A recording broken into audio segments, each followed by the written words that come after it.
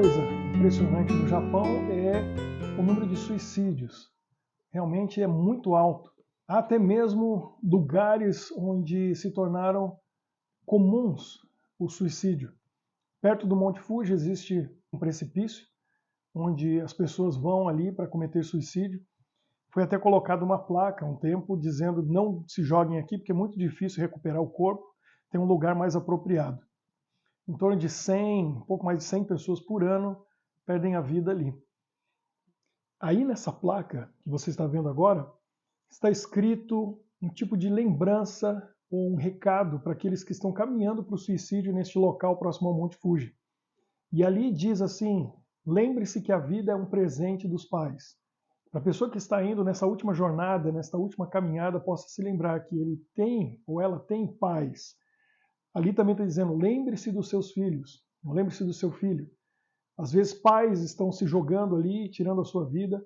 Então é um apelo para que se lembre que eles têm pais e muitas vezes filhos e que vão ficar para trás com a dor, o sofrimento, a perda. Uma última tentativa para que desistam daquele ato. Também vemos aí imagens de tênis, calçados que são encontrados, muitos objetos pessoais são encontrados, às vezes ficaram perdidos longe dos corpos que foram recolhidos e levados. Havia o costume de se jogar na frente dos trens, mas o sistema ferroviário, os metrôs em Tóquio são a maior rede de metrôs do mundo, conectando ali toda a cidade e a área metropolitana. E como é todo interligado, quando o sistema dos metrôs era interrompido devido a uma pessoa que se jogou na via, acabava paralisando todo o sistema. Isso dava um prejuízo muito grande. Então a solução que eles encontraram, porque a honra é algo muito importante na cultura japonesa, foi a de que a família daquele que se suicidou deveria pagar o prejuízo causado pela paralisação do sistema.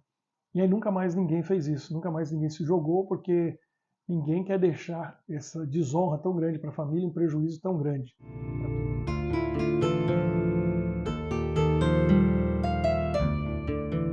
Como o Japão é uma ilha, o Japão tem uma cultura milenar e ficou realmente isolado por muito tempo, o que criou uma identidade muito forte e um nacionalismo muito forte.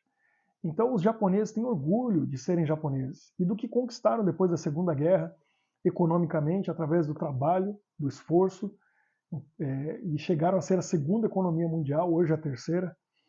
E isso gerou um espírito xenofóbico no país. Isso é uma coisa muito difícil para os brasileiros descendentes de japoneses que estão no Japão. Porque eles vão para lá para trabalhar, o japonês, principalmente no começo dos anos 90, precisava de mão de obra estrangeira, porque a sua população envelheceu, e como eles são muito fechados para outras nacionalidades, para estrangeiros, abriu-se para que chineses vão lá trabalhar, o que sofrem muito preconceito, recebem um salário muito pequeno, realmente é uma vida muito difícil para eles lá, mas abriu-se para brasileiros, porque a maior colônia japonesa no mundo está no Brasil.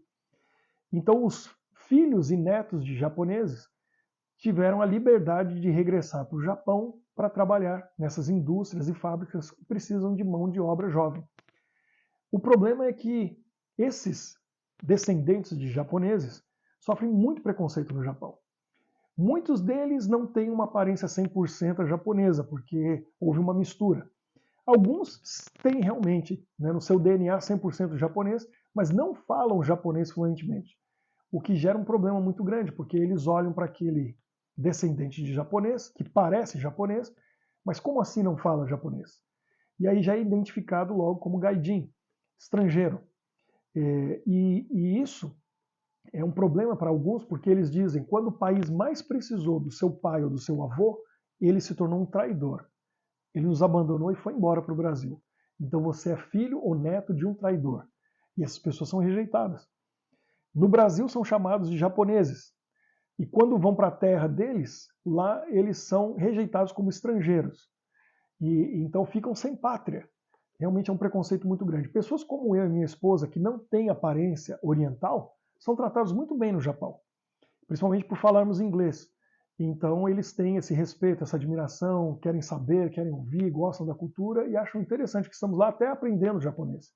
Agora, aquele que é descendente, ele acaba sofrendo bastante preconceito no trabalho, onde mora, onde vive.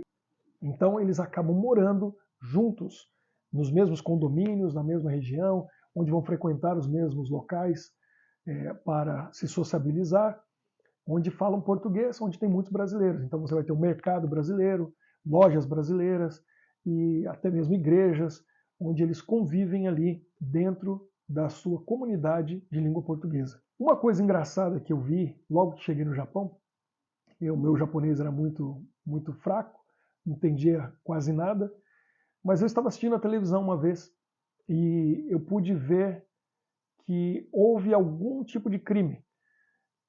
Uma imagem que apareceu, e eu estava ouvindo o japonês, foi de um pátio de estacionamento com alguns carros. Então eu pude deduzir que roubaram um carro.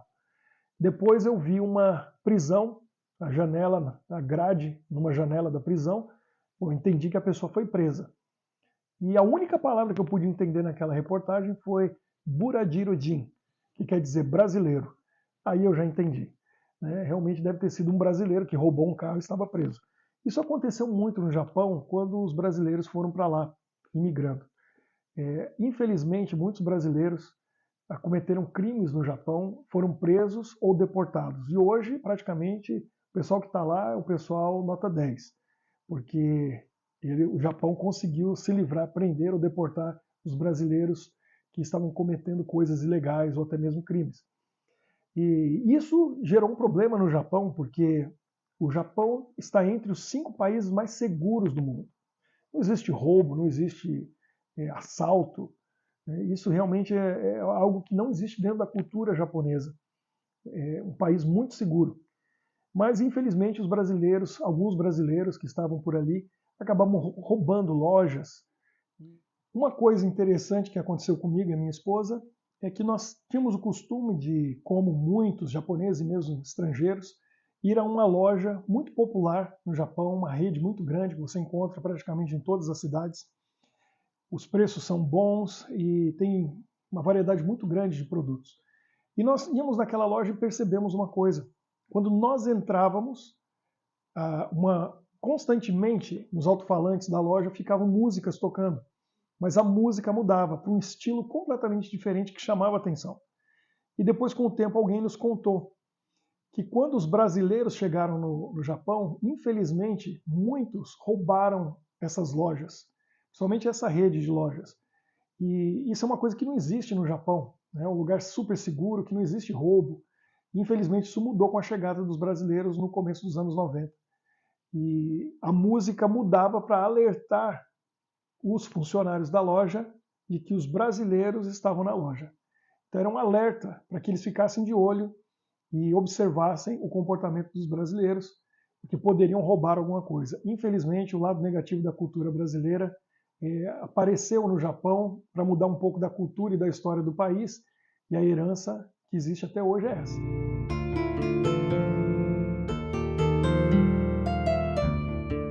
As relações familiares no Japão são diferentes daquilo que a gente conhece no Ocidente. E nós não temos aquele tipo de relacionamento de família, de propaganda de margarina, né? Café da manhã, ou propaganda de cereal no café da manhã, todo mundo sorrindo, feliz ali. Claro que há relacionamentos familiares muito próximos no Japão e é muito bonito ver como que os filhos cuidam dos pais. O filho mais velho é responsável pela velhice dos pais. E não existe asilo, não vão mandar o papai e a mamãe para o asilo. O filho mais velho vai trazer para casa e vai cuidar deles até a morte. Então há um respeito muito grande com o idoso, mas algumas coisas na relação familiar, em geral, na cultura japonesa, realmente às vezes é assustador. Eu morava em Yokohama, ia para Tóquio, durante 4 meses trabalhei assim, pegava o trem voltando à noite para casa, e às vezes eu pegava 6, 7, 8, 9, 10, às vezes 11 da noite. E sempre que eu retornava para casa, eu via homens voltando do trabalho de terno e gravata, com sua pasta, via que eram executivos, trabalhavam no escritório, e todo mundo ali, mesmo até o dono da empresa, ele vai voltar para casa de metrô, de trem. É um transporte seguro, rápido e eficiente, todos usam. E eu percebi que alguns estavam tarde da noite saindo do escritório. E eu fiquei impressionado, porque eu sabia que os japoneses trabalhavam muito. mas nunca pensei que trabalhasse até 8, 9, 10, 11 da noite. Mas depois eu descobri e percebi que eles tinham um cheiro, um odor de tabaco e álcool. Falei, alguma coisa está acontecendo aqui que é diferente, não é trabalho. E quando eu me informei, eu descobri que muitos deles saem do trabalho às 5, 6 da tarde, vão para um bar específico para receber esse tipo de gente, ficam ali durante 2, 3 horas, às vezes mais, conversando com uma moça geralmente estrangeira, muitas brasileiras trabalham ali, conversando em japonês com eles, apenas para conversar, por 1, 2, 3 horas, e elas estão ali conversando com eles com o objetivo de fazer com que eles consumam mais bebida. E eles ficam ali conversando, batendo papo e bebendo, com o objetivo de chegar em casa tarde, quando a família já está dormindo. Aí a esposa e os filhos já estão dormindo, e evita-se assim o contato, o relacionamento. Então é algo que me impressionou e me chocou, dessa escolha de muitos ficarem ali depois do trabalho para não chegar em casa no horário que eles ainda, a família ainda está acordada, para não ter relacionamento com eles. Algo peculiar aí da cultura japonesa, de uma cidade grande, no caso Tóquio, Yokohama, ali onde eu estava, uma região muito urbana, diferente ali do campo, né, do interior. Bom, é isso. Espero que você tenha gostado. E se você tiver alguma pergunta, alguma dúvida a respeito do Japão e eu puder responder, posso responder num outro vídeo. Espero que você continue lendo o livro A Sala ou assistindo aos vídeos aqui no YouTube. Se você gostou, compartilhe com seus amigos, se inscreva no canal e coloque os seus comentários aí para a gente poder responder e tirar as suas dúvidas a respeito dos mistérios que Andrew Marshall vem desvendando dentro dessa sociedade chamada A Sala. Até o próximo capítulo. Qualquer semelhança com a realidade pode não ser mera coincidência.